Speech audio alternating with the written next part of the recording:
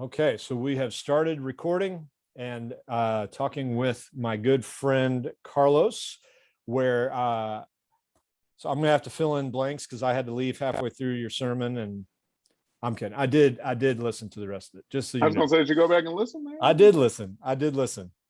And I was It's okay if you didn't. thankful. I wouldn't be offended if I you was just didn't want thankful to hear to that. hear no surprise endings there at the end, that you didn't recant anything or commit light heresy or anything. It was good.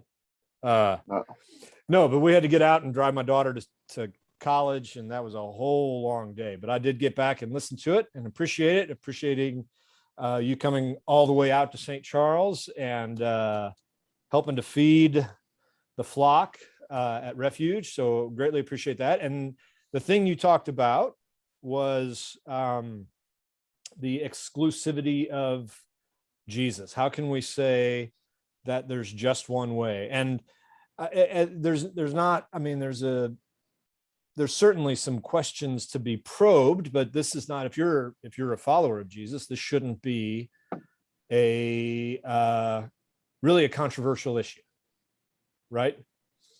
Shouldn't be, but for some it is today. For some it is, right? Oh yeah, very much so. But so for this, I think some of my questions were less about the theological aspects of the exclusivity of Jesus, and more about some of the practical ways. So here's one. Like we'll just start with this. I'm gonna give you a real life hypothetical for Carlos Smith. You ready for this? All right, I'm ready for it. Let's go. You talked about being raised up in Detroit, family members all across the spectrum. And I think you mentioned that you had family members who were Muslim. Is that right? Yes. Yeah. So what is an interaction with you claiming the exclusivity of Jesus? And granted, this is family, but Yeah. what does that look like for you to interact with even with your family in a religious discussion? Do you guys talk about it often? Do you stay away from it? I'll just start off in that very personal space. Yeah. No, that's really good. Like, so I would say one thing I would say this, and this is, just especially true where I grew up in an urban environment and, where I was, like, pluralism was the order of the day, Okay. So I wasn't raised in an environment where, my family wasn't especially church going. My auntie became a Muslim at some point. And just the community I was in, like, you had this is Detroit, urban African American. So you mostly Christians, but you got, I had a lot of Jehovah's Witness friends, and I had, there's also a big part of Detroit. A lot of people may not know, is that it's probably the largest concentration of Middle Eastern people, like outside of the Middle East, maybe. And so I'm surrounded by, Islam. It's also the birthplace of the Nation of Islam. Okay. Malcolm X is from Detroit, formerly known as Detroit Red. So you got, Nation of Islam, a Black nationalist wing of Islam. So, I like all that to say, like, it's that pluralism is just kind of in the water, So anyhow, like, you asked about my family, like my auntie. Yeah, I mean, we have talked about these things, and we just disagree about some stuff. Like, we love each other, we respect each other. Do we talk about these things much nowadays? No, because I've been a Christian for a while, she's been a Muslim for a while, so we know we just see things differently. And even me and some of my family members that, some of my family members are just kind of functionally agnostic, or just kind of like, okay, I think most of my family probably falls into a place, many of them, where it's like, okay, I believe in God, Theists.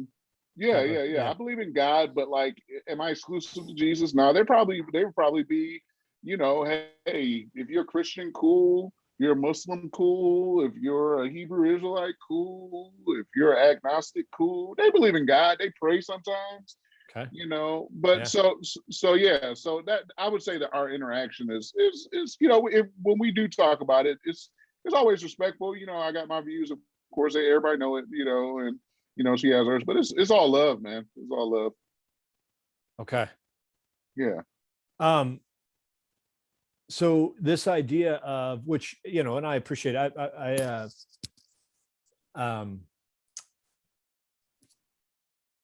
Well, I'll get back to that in a minute. What? So I'm trying to think of how to.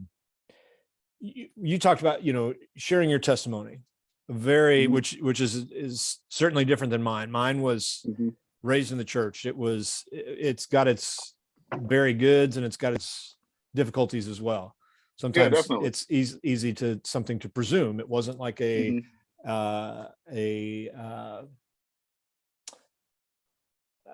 wasn't like this huge turning point, where I was 9 years old and on my way to hell and prison and, selling drugs, it wasn't like this. I'm actually shocked. You just look like you was on your way to hell and selling drugs. Yeah. Well, I'm surprised. Let's not, we won't be presumptive. But were you raised Baptist, or were you baptized as an infant? No, I was raised Baptist.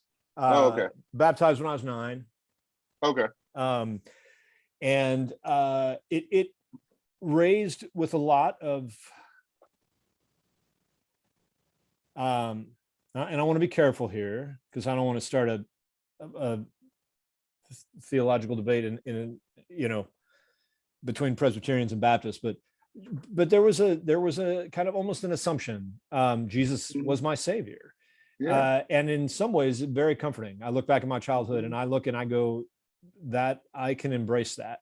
But in some ways I don't have like that firm moment of turning from this to this. It was still an act of the will, but it's hard to look back at like a moment in time. And so when you share that with your testimony, there's a lot that's there of a knowledge of your life before Jesus and with Jesus. And the idea of Jesus being the only way. How? So this is, and I'm trying to. Is there? What does that look like to trust Jesus as the only way, and yet model Jesus in the ways of humility and grace and mercy? Do you see a way to hold to the exclusivity of Jesus in almost an arrogant and presumptive way? Is that question making sense to? I think so. I think I understand what you're getting at. Are you asking how do you hold to the exclusivity of Jesus without being arrogant and presumptuous? Maybe. Yeah. I don't think so. So first of all, I would say this: Jesus wasn't arrogant and presumptuous. So if we claim to be followers of Jesus and we're arrogant and presumptuous, then we're already Jesusing wrong. So that's first. Which can we admit though that sometimes we Jesus might be a few examples here and there of Jesusing wrong in our culture. Oh yeah, just a few, just a couple. But when I think about how to hold how to hold the exclusivity of Christ with humility. If by humility you mean saying, well, I'm open to Jesus not being the way, then that's not humility. No. That's uncertainty. That's not proper confidence. And I think when you start thinking about Jesus being the only way, I think what we can have is not, of course, faith wouldn't be faith if it was certainty. Why have hope for what you can see, right? Is what the writer of Hebrews said, or Paul said. Someone wrote that in the Bible. Why would one hope for what he already sees? But we cling to it in faith. So, but I do think as Christians there is what Les Newbegin called a proper confidence, right? We have a confidence in the affirmations of Christ. So I think confidence, you can be confident without being arrogant. We've all known people that were very confident what they've done. I think about this. I'm gonna tell you something. I don't know if you're a basketball fan or even this guy or not. But when I actually think about this, I think about LeBron James. LeBron James, early in his career, I wasn't a fan very much. But as I watched his life, really his life on the court and off the court, I actually just became more and more impressed with him because okay, the dude's like a billionaire, he's, even if you're having the conversation about whether or not he's a GOAT, you've already, regardless of who you say it is, the fact that there's a debate is enough, right? Right. And Right. but again, I don't know LeBron James personally, so he could be like the biggest douche ever, and I just don't know it, right? But he doesn't strike me that way. Like, I would be surprised, like, if I found out, if some people who knew him more closely, like, oh, this dude is a jerk. Like, he doesn't strike me that way. He actually strikes me as a humble. He seems to care about his family, his friends, caring for his community. But he definitely is confident. Like, but when I say he strikes me as an arrogant person, I would say no. I think confidence is looking at what is true and what is correct, and saying, I'm gonna put my confidence and my stake there. For me, you brought up my testimony. So when I talked about that plurality being in the air, when I became a Christian in high school, I was exposed to Islam. I was exposed to Jehovah's Witnesses. I was exposed to atheism and agnostic and all these different worldviews. And I very quickly became a student, not only of the scriptures, but other worldviews. Some of it was because I went to, so a little bit of context, I went to school at a downtown high school, Council High School in Detroit. It's in downtown Detroit. That was a kind of like a like school you had to test into, like a prep school or whatever. And so it pulled kids from all over the city, from all different demographics. So I never even went to school in high school, like in my neighborhood, in the sense of being isolated to where all these people think the same. So our school itself was like this melting pot of views and ethnicities and backgrounds. And so every day, and one of the most formative conversations I used to have, was with the Jehovah's Witness, who was one of the custodians who used to see me with my Bible as a teenager. And I had a good friend. I had good friends who were Muslims. I had, one good friend who was from Thailand, who was just kind of like, I think he was maybe raised in a home where like Buddhism was practiced, but wasn't devout, Mm-hmm. And so I just think that, in that environment, do we have to be confident? Do we have to look at who Christ is and say, like, yeah, I'm confident in the claims of Jesus over against these other claims? Yeah. I think where you're confident, that allows you can be that without being arrogant. Yeah. I think I answered the question, or Yeah. poked around it Well, at least. and what was better, you even provoked another question, which, Yeah. and this is going to be another leading question for you. Yeah. So, how did so one of this was one of the research people, stats people, Barna, somebody like that. What was coming out sometime in the last few years was the insulation of evangelicals with themselves. So, we talk about, being in the echo chamber, and that evangelicals, for numerous reasons, were not exposed to other people. Yeah. And there's always a presumption that comes with that when you are arguing against people that aren't even like arguing against you. Well, kind of what we were talking about, before. And so how did you talked about confidence, but what else did being around and becoming a student of other worldviews, how else did that shape you more than, which I greatly appreciate in your sermon? You did talk about, this is what a Muslim believe, or this is what a Hindu would believe, this is what a Buddhist would believe. How has that shaped you, not only with confidence, but also maybe in compassion or understanding or wisdom with interacting with people that have different worldviews than you? Yeah, man, that's a great question. One of the ways I would say, one very concrete way that happened really fast, is that it forced me to learn the Bible and church history really fast. I would say, I know you talk about compassion, but that probably wasn't what I learned first, to be honest. No, it was like compassion usually comes after we hurt people with our big 2x4. And yeah, like, maybe I shouldn't hurt people with a big 2x4. Yeah, exactly. Like, yeah. So but so I become a Christian, in high school in a pluralistic environment, and when I say I became a Christian, I want to be clear. I was led to faith by a childhood friend of mine that I had known since like elementary school, who carried a big, thick King James Bible and preached like he was a street preacher and witnessed to people every day after school. That was who led me to Jesus. So after I came to Jesus, I started doing what he did, which was witnessing and street preaching.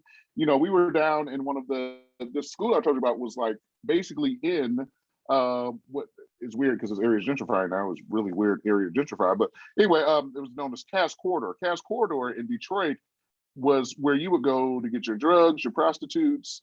I mean, you're talking Skid Row. That's what this is, you know. And so, and our high school right there is kind of wild when you think about it. But anyway, you know, it was a darn good high school, still one of the best high schools in the state. All that to say, you know, we would go down there, we'd preach and interact with people. And so I'm saying that to say, like, I was a very loud, vocal, visual Christian. When I say I came to faith, doesn't mean like, you know, in my heart and at youth group and, you know, not anything wrong with that, but I just want the guy who's out his faith. Like, I'm like guns blazing, Jesus t-shirt, Bible on deck. Do you know Jesus? Passing out, like that was me. So, but when you are that person, it also attracts people who are similar to you, who are Muslims, who are, you know, I had, you know, this is very much an urban African American phenomenon, but 5%ers of Islam, the Moorish Science Temple guys, I had a friend that was Nation of Islam. Okay, those guys, they're going to challenge your faith, and many of those offshoots. Many of those offshoots are direct responses to Christianity, particularly Christianity in the African American community. And so I one event that sticks in my brain, like just sticks out. It was so cool. I was on the bus. I rode the city bus to school. And I had my Bible because I carried all my other books in the book bag. Carried my Bible out. I'm telling you, I was super saved, right? And it was this guy. He was sitting there, and he was, I don't know what he was, but he was probably some type. In the Black community, we call them hoteps. They're you know, like, you know, right now, white people have decided that woke is a pejorative term now for white people, which is really weird because it's a word that just they don't have no business with. But anyway, being woke in the what we would call in Black community, the conscious community, predates this whole weird CRT conversation by like decades. Like it's just, it's so weird to hear like old dudes saying woke and trying to mean something about it. To the point really of weird. Our insulation, right? Yeah, absolutely. If you're making that point about white people, conservative evangelicals, and insulation. Like, they're talking about you're woke. It's like, bro, we've been saying woke since the 80s in the Black community. What are we talking about here? Like, you don't even know what that means. You don't even know what you're talking about. Anyhow, this guy was part of the woke community, conscious community. We call him Hotep sometimes. But he said something to me on the bus. I'm standing there holding my Bible, right? He was like, son, he was an older gentleman. I mean, not old, but older than me. I was in high school. You know, he says, what if I gave you a glass of water? He just started talking to me. And I put one drop of pee in it. Would you drink it? And I'm like, no. I got a weird question. Why are you talking to me, strange man? Did you report this guy? Yeah, exactly. And he says, well, that's what's going on with that book in your hand. There's a lot of truth in it, but it's been tainted. And then he asked me a question. Have you ever heard of the Council of Nicea? And I said, the what of what? Like, you know, like I got saved at just like my little local Baptist church. What the heck are you talking about? But that challenge, you know, he started talking to me. Now, what I know now is that he had a misconception about the Council of Nicea because at this point, I've studied it. But at that time, that made me go and look up what the heck, and this is before Google. So I had to go to the library and find out what the heck he was talking about. You know, the Jehovah's Witness guy, I'm talking to him about, man, the Trinity is so obvious. Look at 1 John 5:7 in my King James Bible. And he's like, oh, that's not in the original manuscripts. That's not in the earliest manuscripts. Yep. He's like, you know, you need to go back to earlier manuscripts. That, you know, and he's like, have you ever heard of text criticism? So I learned from a guy in the conscious community about the Council of Nicea. Man, I need to read up on that. You know, and then I learned from a Jehovah's Witness, like, hey, you know, text criticism is a real thing. You need to, early manuscripts matter. You know, so I would say, before I get into compassion, that, man, one of the main lessons that I learned from having my faith rubbed up against is, you know, it made me learn why am I saying this? Why am I asserting this? Why do I believe this? Does the Bible really say this? You know, and having that from the literally, when I say earliest inception of my Christianity, from like the day I got saved, it was in a pluralistic environment. I think it actually helped shape that confidence, because nowadays you're very hard pressed to come with an argument against this Christianity or the Bible that I probably didn't hear the first 3 years of my salvation because of those interactions. So anyway, so it was sharpened. Oh God, yes. Oh God, yeah. But it had to be done respectfully because these were really smart people. These people weren't these were not lightweights. Yeah. Very often these were oftentimes adults. Like the custodian guy that you talked to, who's a Jehovah's Witness at high school. He's old enough to be my dad, and I talked to him almost every day for 2 years while I was at this high school, almost every day about the Bible. And I know Jehovah's Witness doctrine as good as any Jehovah's Witness from talking to a Jehovah's Witness 5 days a week for 2 years. Mm. And he challenged me, he sharpened me, even about concepts like hell, because they're annihilationists in Jehovah's Witness land, and so yeah, it was sharpening, man. So I can still answer compassionate, but I'll just stop talking because I've been talking for a long time. No, that's good. Well, I mean, and so you said, like, Peter talks about that, be ready to give an account, but do it with respect. Yeah.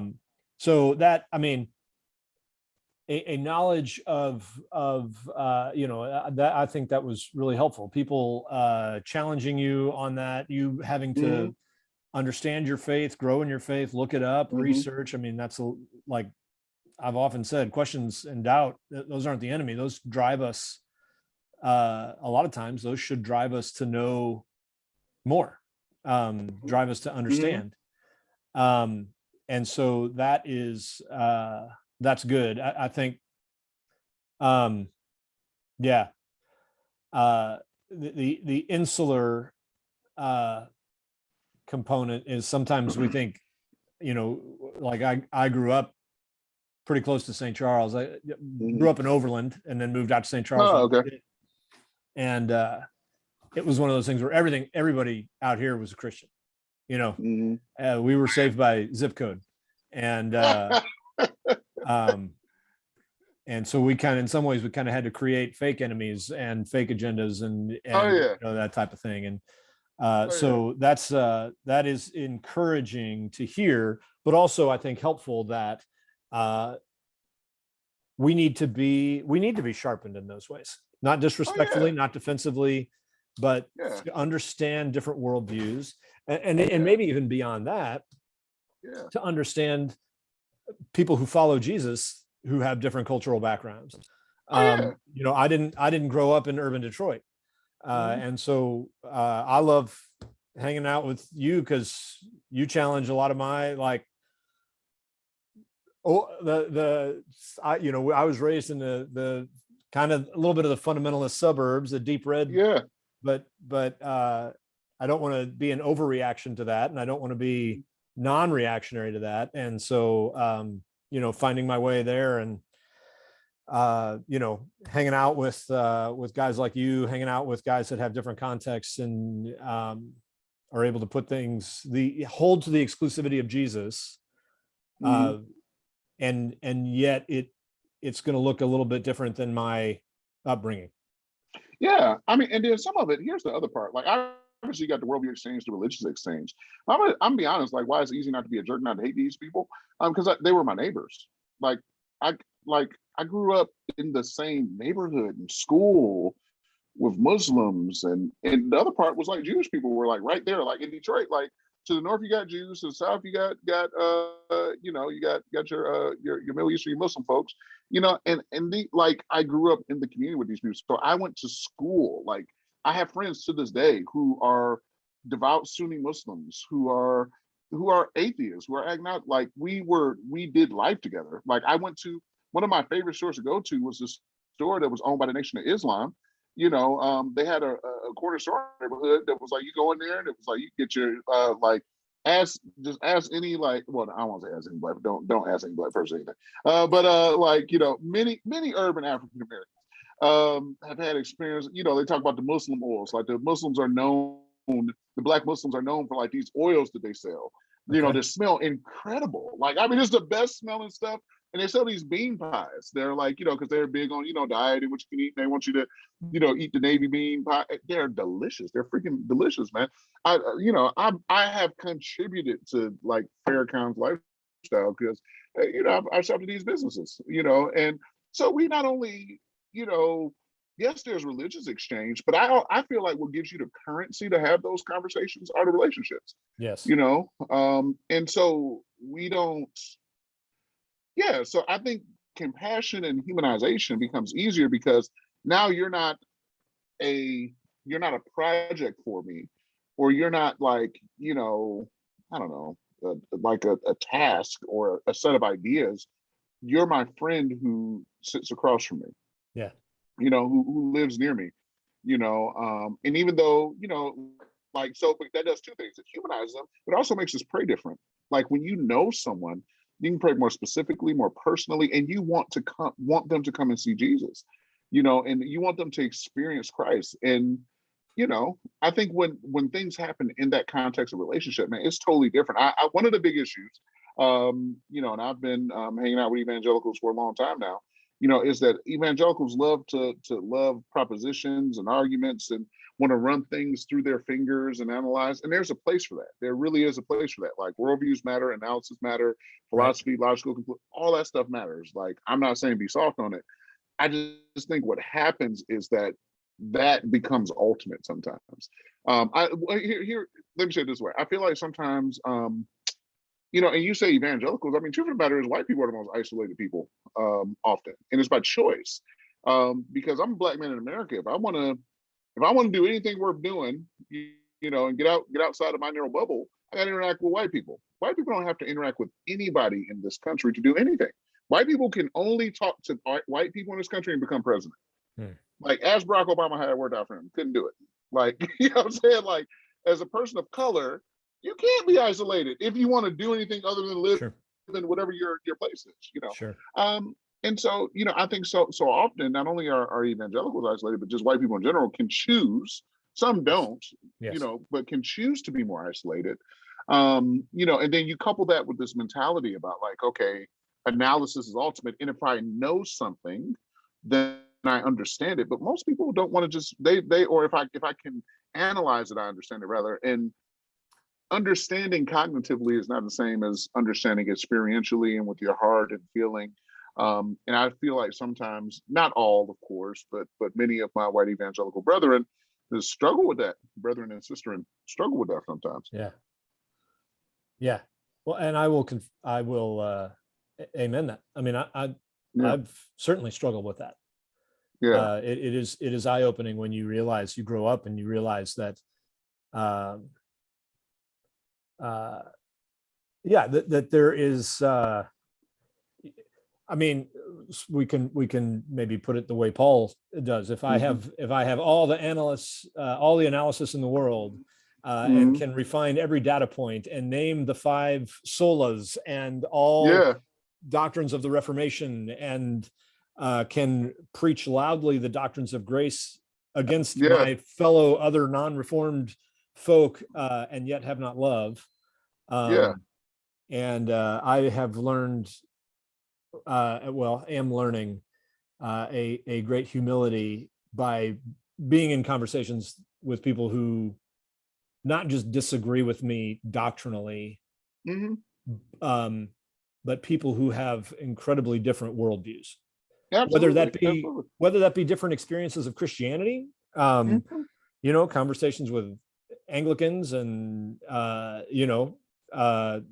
Catholics and whatever else, but also just across the world. It was fascinating to be in Beirut a few years ago and talk with followers of Jesus in Beirut. And we, when we were going over there, I'll tell a quick story, and then we'll get to. Yeah, I didn't know you went to Beirut. This is the first I'm hearing of it. There's a seminary over there that is fantastic. Arab Baptist Theological Seminary. And we were over there, and we were eating in downtown Beirut. And the question everybody was asking is, is it safe? Now, obviously, in the last year, there's been a huge amount of influx of refugees from Syria in the last 10 years. But also with the explosion last year, and they're still having immigration issues, and Beirut has been hit hard, Lebanon as a whole. But everybody was saying, is it safe? Is it safe? And, and we were like, I think, and so we went over there and we were eating, and this waitress, obviously we kind of stood out. There's 3 of us, not a lot of redheads in Beirut. And the waitress, was asking where we were from, and basically was limited to if it wasn't New York or LA, then it was America, Yeah, yeah. and she said, I've always wanted to go to America. And then she said, is it safe? It's like, Wow. that's a valid question. Because what I knew about Beirut is what I'd read in the news. I've never experienced Beirut. What I've known, what she knew about America was what she was seeing in the news. All right. So we'll finish with this. The afterlife. You and I both have very good, close Jewish rabbi friends that, and afterlife, I was surprised to find that afterlife is just not a big deal. Jews just don't care, it seems like. It's I wouldn't say don't care, that's too much, but it's not nearly the focus. It's not nearly the focus that it is with us. Yeah. Not at all. They every time I talk to Rabbi Noah, man, he's like, what matters is what you do now, right. kind of thing, Right. Yeah. So the exclusivity of Jesus, how does that play in? And one of the things that kind of the images that you said is that one day we will stand before him. And I won't ask you to get too detailed on that theology, but and the question will be, what do we do with Jesus? So what does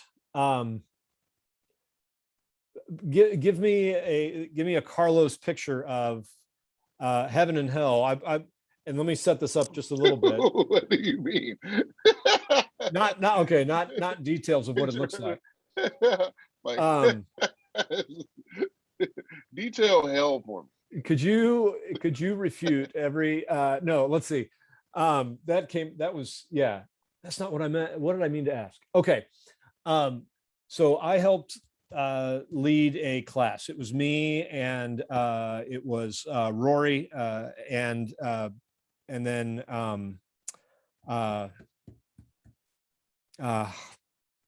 the Mufti local Muslim clergy. Amir? What is it? Is his name Amir, I think? No, it wasn't Amir. Okay. I'm gonna have to, this is terrible. I need to go. It's terrible. It is terrible. It's and awful. We were leading a discussion and all the questions came to me about are you telling me that everybody that doesn't believe like you goes to hell? And aren't you just a bunch of aren't you you guys are just a bunch of conversionists? You're just trying to get everybody to believe like you. To which part of me was like, he believes that too. The Muslim too. Pick on him. What about him? He believes it. The Jews not so much. They ain't right. worried about hell. They ain't worried about converting people. But Jews, like hey, the Muslims too, man. Yeah. So we all acknowledge that in places where we hold power, America, Middle East, and even in Israel, like it's different, right? We get picked on in our own, which is fair. It's fair game. So I'll pose that question to you. Carlos, are you telling me that everybody who doesn't believe like you goes to hell if they don't believe in Jesus? How's that? Yeah. I mean, that's a great question. So, I mean, when you look at the Christian faith, when you look at what Jesus taught, Jesus very clearly, and just made clear that those who chose to reject him as the only way would face alienation from God. I don't think there's, I just don't think there's a soft way. I mean, I guess I can soften it, but it wouldn't be what Jesus said. I think the question is like, when people hear that, they tend to hear, well, that's not fair. That's not right. That's not just. And I think people who hear that through that lens really have to do business with this concept of sin. People don't like the word sin, evil, rebellion, whatever, however we want to label it. It's this offense that a eternal, infinite deity has and has been offended and has been wounded by finite creatures. And these finite creatures Now, we've already said that Jesus come and says that he's the way, the truth, and the life. He's come and said that. He's come to tell you, all you got to do is trust me. It's a free ride, man. Just come and place your faith in me, place your trust in me. I'm here to give you life more abundantly. I'm here to love on you. I'm here to save you. Um, when one chooses not to accept Christ, I'm not talking about I'm not talking about people that, sometimes people bring up the proverbial person on the island who never heard about Jesus. I ain't talking about them. I don't even want to, I think the judge of the world will do what's right in that case. But I'm talking about people who have heard about Jesus, know about Jesus, and have consciously rejected him. I teach my kids, my little babies, about gratefulness, that daddy extends himself, that mommy extends themselves, and that when people are kind to you, you should respond with thank you. And that when they give you good gifts, you should be appreciative of those gifts. In many cultures, I think we've all heard about, for example, cultures where it's insulting for you to refuse a meal. You come into their home, they offer you a meal. If you say, no, I'm not hungry, no, I'm not going to eat, they are woefully insulted. And if people can be insulted at you refusing a meal, and rightfully so, I'm coming into your home, I'm trying to show you hospitality. How insulted must the God of the universe, the creator of all things, seen and unseen, be when human beings will look at him and say, yeah, I know you created all things for humanity to bring us into relationship with yourself. And when we fail, rather than destroy us all, you preserved us, you upheld us, you incarnated yourself, you came, you lived on the earth that you created, suffered, died on a cross, resurrected, and done this all to bring us back to yourself. And you just look at that and say, no, thank you. Would you have chosen, one, why wouldn't God be offended? And then two, he actually is, even so, grants you your wish. You don't want him. And so you go and you spend your place without him. You spend your eternity out, away from him. So I think when we begin to minimize the idea of eternal punishment and eternal judgment, I think we actually minimize the holiness of God. And I think we minimize our own sin and offense. One of the biggest issues of humanity is that we don't know how sinful we are, and how deeply rebellious against our Creator we are. That's what this whole thing is about. And we choose to persist in that. And so I often tell my congregation, when you read Genesis 3 and you read about Adam and Eve eating a piece of fruit and plunging the world into eternal darkness and damnation, you got two options in that scenario about God's character. Either God is unbelievably, infinitely petty as a person to do all that over a piece of fruit, or he is unbelievably, incalculably holy.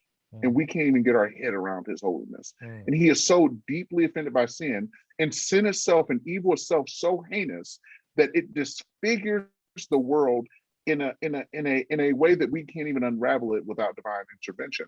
So we miscalculate when we begin to push away this idea of eternal judgment. We push away the idea of God's justice, God's holiness. We push away how deep in our sin truly is, and also the depths to which God stooped to bring us to himself, and us looking at him in his face and saying, no, I don't want you. And if we would do that to a holy God, then, we get what we get at that point. Yeah. So, yeah. And the fact that he came back to the garden, that's what we talk about that all the time, that the greatest news of Genesis chapter 3, the best and worst chapter in all of Scripture, that we did heinously sin against him. And yet the story didn't end there. It doesn't end there. It should have. I tell people the Bible could have been real short, That's right. 3 chapters long. Yep. It's like he created them, they messed it up. Starting a new one, new heaven, new earth. Get. That's right. Yeah. But I don't think. I think we have to uphold when we start talking about those things. And I get it. It isn't like, I'm like, oh yeah, God is sending people to hell and I love it. No, it's the opposite. I think it was Charles Haddon Spurgeon who said that if people should go into eternal damnation, let them go with us hanging around their ankles and climbing over our bodies, doing everything we can to drag them out. When Christians get up and arm about this, I'm like, well, that means you need to be witnessing. to your friends, to your family, to your loved ones. You need to be talking about Jesus. You need to be having those conversations that you may feel uncomfortable having, if we're really serious about eternal judgment. But I just think at this point, we want to frame God often in our current culture as being an ogre, as overreacting. When, to your point about coming back to the garden, he's been coming back to the garden for thousands of years, calling to humanity. And his judgment and his return isn't waiting because he just, he's lazy. He's waiting because he wants us to come to repentance, and he's patient. It's the patience of the Lord that draws us to repentance. So the reason why the judgment ain't happening ain't because God can't get judgment done. He can do it when he feels like it. Yeah. He really wants us to come to himself. And so, I feel like the impetus of eternal judgment, I don't wake up every day and like do my daily devotions with it by any means. But I think it should drive us towards evangelism and sharing with our brothers and sisters. Yeah. Yeah. That's good, man. Now I'm trying to picture little Carlos with a big, thick King James Bible, giant cross necklace and t-shirt, and man, out in front of school. I got pictures. What's fun is I didn't look real Christian, but it was fun. I see like the new like Christian hip hop artists now, and it's kind of funny. I feel like I was the original. Me and my friends, like we were the original, dressing real hip hop dudes, and still real saved in new theology. Like we was doing that, like back in the 90s. That's fantastic. That's fantastic. That's good. Well, and I put you on the spot with that last one. That was good. Fine. Thanks good. For doing it. And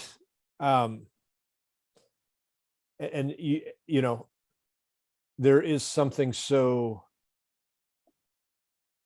I always feel. Sometimes I feel like I know too much. I have to go through the entirety of the story. But the humble of heart. Your kids, right?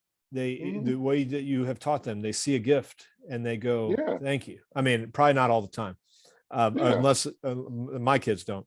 But the humble of heart see the gift, and are blown away. Absolutely. The arrogant and the prideful. That's what is it? Matthew 7.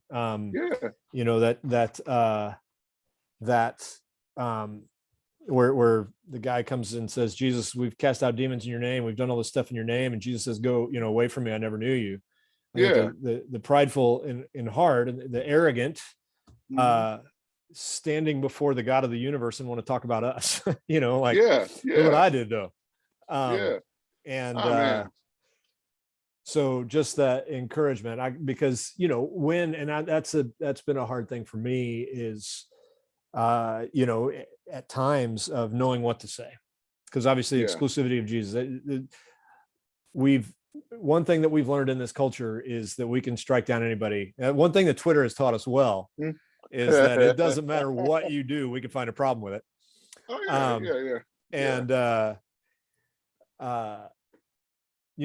so the idea that you have to present this perfectly, or you got to have all your stuff together, or that you have this theology degree, and sometimes that can actually hurt, but the humble of heart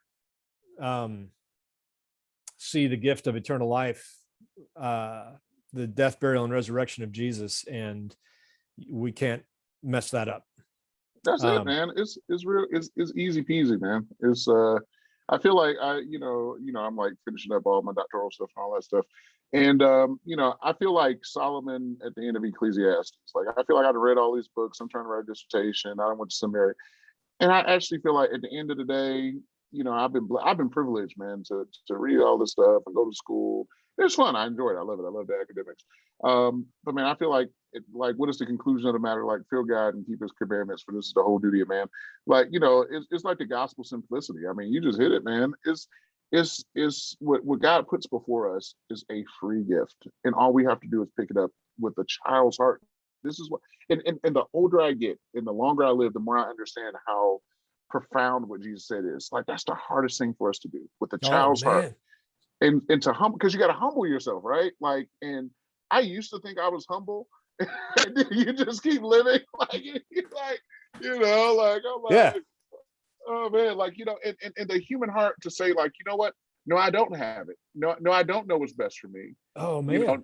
No, I don't. No, I don't know everything. And yes, I'm willing to submit to Christ. Like, man, that really does take a miracle, because human beings are not naturally humble people. Even the most meek and mild people that you think, oh, are not humble internally.